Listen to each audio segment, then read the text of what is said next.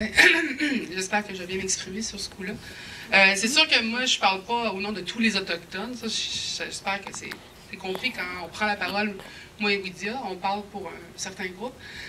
Et je peux vous dire que le sentiment du larbin, ça remonte à plus longtemps que Gaston Miron ou la francophonie. Ça remonte à quand il y a 500 ans, il y a eu un accueil et il y a eu tout d'un coup ce qu'on appelle une invasion. Je pense que 500 ans plus tard, malgré tout ce qui s'est passé, malgré tout ce qu'on a vécu en tant que peuple autochtone, vous ne nous avez pas encore vu mettre le feu aux institutions. On bloque des routes de temps en temps. On bloque des ponts parce qu'on doit quand même se faire entendre. C'est très dur des fois d'avoir l'écoute dans les médias. Je veux dire, c'est assez exceptionnel. L'année dernière, avec I Don't Know More, on a eu de plus en plus d'écoute, mais c'est encore, il y a beaucoup de monde qui dit « c'est quoi ça, I Don't Know More ». Fait que c'est pas encore là. Ce que je veux en venir, c'est, oui, c'est difficile des fois de passer de la peur qui nous est boostée dans les médias, de passer à vouloir en discuter, parce qu'aussitôt que nous, je donne un exemple, nous autres, quand on veut parler de colonisation, de racisme, de privilèges blancs, puis de parler de détails qui sont très durs pour un certain pan de la population à écouter, là, aussitôt, il va y avoir une fermeture, il va y avoir une montée de l'agressivité. Dans le documentaire, c'est ce que j'ai entendu qui avait le plus de sens. C'est justement, on ne veut pas perdre ces privilèges-là, puis je comprends. Je veux dire, est-ce qu'on a envie de perdre ce qu'on a acquis? Non. Mais le problème, c'est que présentement, il faut que tu acceptes que ce que tu as acquis, tu l'as acquis sur le dos de quelqu'un d'autre. Tu l'as acquis sur le malheur ou sur la colonisation de quelqu'un ou d'un peuple. Donc, présentement, le problème, c'est que ce système-là est en train d'avoir plein de failles, plein de défauts, l'austérité. On ne peut pas s'accuser nous-mêmes, on ne peut pas dire c'est notre système qui est fautif. Il faut montrer qu'il y a un nouvel apport qui est présentement l'immigrant, qui est le défaut dans ce système-là. Alors que ce n'est pas du tout le cas, parce que ce n'est pas celui qui profite le plus du système. Il y a un manque de partage des ressources, un manque de partage justement d'économie. Pourquoi est-ce qu'encore aujourd'hui, on parle de vouloir sauver des femmes musulmanes, mais on ne veut pas sauver la femme québécoise de ce manque d'équité économique-là.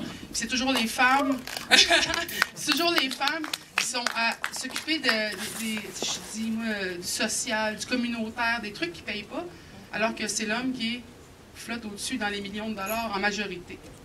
Alors ça, c'est des fois difficile de rentrer dans ce discours-là, c'est plus facile de s'accrocher à c'est la faute des musulmans, c'est la faute de l'islam, c'est la faute des immigrants.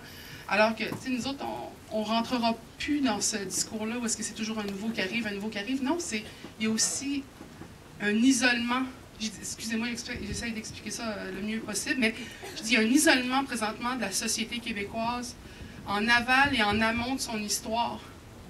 On refuse de penser d'où vient ce positionnement de Québécois de souche, c'est notre pays, c'est notre identité, parce que ça fait rappeler sur qui a été construit cette identité-là, sur qui a été construit ce pays-là. Et je dis pas que c'est que vous êtes les méchants Québécois. Non, je dis juste que le jour où il va y avoir une reconnaissance vraiment sincère d'où cette origine, de ces droits-là, de ces privilèges-là viennent, ben déjà, tu vas avoir réparé un pan de ton histoire. On ne restera plus l'écharpe dans le pied. Parce que présentement, on est comme la réponse non répondue de l'histoire québécoise. Et pourtant, on a tellement de choses en commun parce que nous-mêmes, on se sent souvent isolés du reste de l'histoire et on se sent isolés du Canada anglais, on se sent isolés.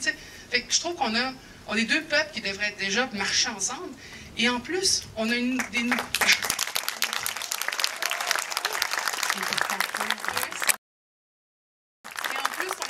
arrivants. Et moi, je vois ça toujours comme quelque chose de hyper positif. C'est sûr que ça fait peur parce qu'on se dit c'est du nouveau. Mais si je peux finir avec une phrase, c'est à la chasse, traditionnellement, la pire chose qui pouvait arriver, c'est d'avoir peur. On disait toujours que la peur, c'est ce qui tue les gens en forêt. C'est ce qui tue. C'est parce que tu perds de l'énergie, tu fais des erreurs. Puis un des exemples, c'est quand un enfant québécois se perd en forêt, tu le retrouves 2-3 jours après, déchiré, il n'y a plus de linge, il a soif, il est en hypothermie, parce qu'il a eu peur, parce qu'il ne connaissait pas, parce qu'il ne s'était pas informé. Et là, tu as le même cas, tu as eu un cas où un jeune de ma communauté s'est perdu en forêt, pas de ma communauté, excusez-moi, de ma nation, s'est perdu en forêt pendant, je pense, 2-3 semaines. Quand il l'a retrouvé, il y avait à peine quelques égratignures de rien, il était un petit peu sale, mais il avait su comment se nourrir, comment boire sur le territoire parce qu'il était informé. J'ai dit, ils ont les mêmes situations, c'est des jeunes du même âge, mais ils ont eu 2 conséquences, c'est qu'il y en a un qui a eu peur, puis l'autre n'a pas eu peur. On s'en sortirait mieux sans la peur. Oui, merci.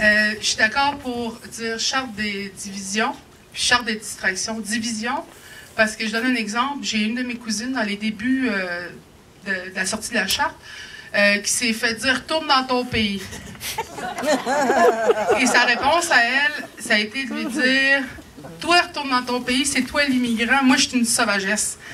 Alors elle dit, au début j'ai eu très peur, elle dit, je ne savais pas si elle allait me sauter dessus ou quoi, mais elle dit, je me suis affirmée, puis le gars est resté comme il n'a pas répondu. Sauf que c'est là aussi où on a vu que, tu sais, c'était pas juste une question de charte, c'est une question de couleur aussi. Présentement, ce qui était offert comme charte, ça donnait un outil qui permettait de faire des sorties qu'on n'aurait jamais osé avant la charte. Des sorties raciales, racistes et de division.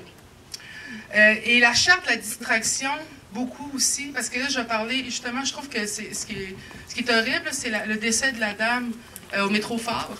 Ça n'a pas été une femme est morte dans un escalator, c'est une femme musulmane. Puis là, ça a été le gros débat, c'est-tu un foulard, c'est-tu un hijab? Excusez-moi mon langage, mais qu'est-ce qu'on en a à crisser? Excusez-moi, là, mais qu'est-ce qu'on en a à foutre? C'est une femme qui est morte. Peu importe, est-ce qu'on son foulard était du bon genre de foulard? Mais ce que j'ai vu, après, soit dans les commentaires, dans les articles de journaux ou à la radio, j'ai vu... je vais donner le meilleur exemple, c'était le cirque romain. Donnez-leur du vin et des jeux, distrayez-les, on va les garder occupés. Et là, on a vu les lions commencer à déchiqueter, excusez-moi, c'est un petit peu le chrétien, tu sais. Je me suis rendu compte, c'était vraiment ça, c'était tenir occupé le peuple pour le distraire des choses encore plus graves que des fois, il sent qu'il n'a même pas d'assises ou de poigne dessus. Je veux dire, présentement, on est en train de vendre nos ressources naturelles à gauche, à droite, pour pouvoir... pas parce que ça va nous avantager, nous, en tant que Québécois, mais parce que ça va faire élire des gens. Alors que, qu'est-ce qu'on fait? Ben, on jette en pâture un sujet intéressant, un sujet passionnant, et plutôt que de remarquer que c'est une femme, tu sais, un humain, là, qui est décédé, c'est la mère d'enfant, c'est une personne vivante, tout ce que j'entendais, c'est son foulard qui l'a tué, c'est le foulard musulman qui l'a tué. C'est dégueulasse, et c'est là où je voyais que le traitement de son décès avait été laissé aux hyènes et aux lions. Puis moi, c'est ce qui m'a fait le plus peur, justement. Sauf que ce qu'on peut remarquer, c'est qu'à un moment donné, les jeux ont disparu. Et les gens se sont organisés, des fois peut-être pas en public, parce qu'on manque de ressources. Je veux dire, ce merveilleux documentaire-là, il a fallu qu'il soit crowdsourced. Alors que la charte, eux autres, ils en ont des millions de dollars à pitcher pour le vendre, pour le lancer sur les médias.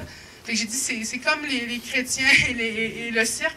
À un moment donné, il faut qu'on s'organise par en dessous, mais je veux dire, il n'y en a plus de cirque et de jeu maintenant. Mais des fois, si on laisse la porte ouverte, ça risque de revenir. Fait que c'est à nous aussi de repenser en termes d'histoire, de voir les erreurs qui ont été faites, puis d'éviter justement ce genre de choses-là. Et c'est pas parce qu'on devient plus subtil et plus civilisé que c'est mieux ou que c'est acceptable. Merci, Lisa.